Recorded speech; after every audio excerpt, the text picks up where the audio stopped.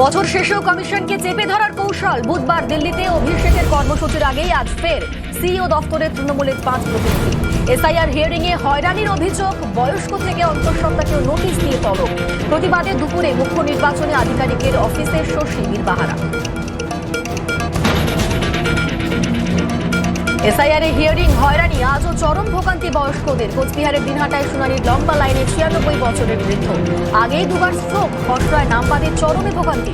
ধূপগুড়িতেও দুর্ভোগ প্রবীণদের।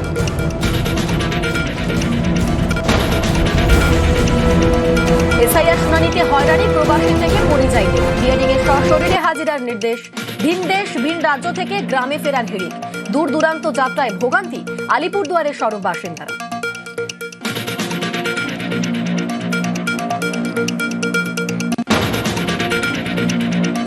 দীঘায় জগন্নাথ ধাম উদ্বোধন, শিলিগুড়িতে মহাকাল মন্দিরের ঘোষণার পর আজ নিউ টাউনে দুর্গাঙ্গনের শিলান্যাস। বিকেলে ভিত পুজোয় মুখ্যমন্ত্রী। 21শে জুলাইয়ের মঞ্চ থেকে ঘোষণা, জমি অধিগ্রহণ শেষ। টেন্ডার ডাকার পর হিডকোর তত্ত্বাবধানে এবার অঙ্গন নির্মাণ।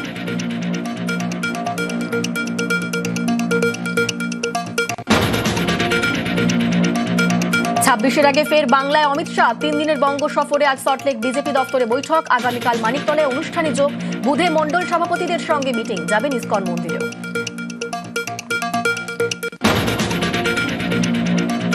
সুপ্রিম কোর্টে আজ উন্নাও শুনানি। নাবালিকাকে ধর্ষণে সাজাপ্রাপ্তকে জামিনের বিরোধিতা।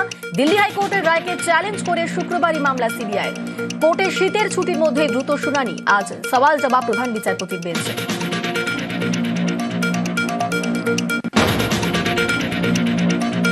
অন্ধ্রপ্রদেশের আনাকাপাল্লিতে ট্রেনে আগুন। টাটা এর্নাকুলাম এক্সপ্রেসে ঝলসে মৃত্যু যাত্রীর। পরপর 2 কামরায় ছড়িয়ে পড়ে আগুন। চালক তড়িঘড়ি ব্রেক কষলেও হল না শেষ রক্ষা। বাকিরা নামলেও অগ্নিদগ্ধ হয়ে মৃত্যু একজনের।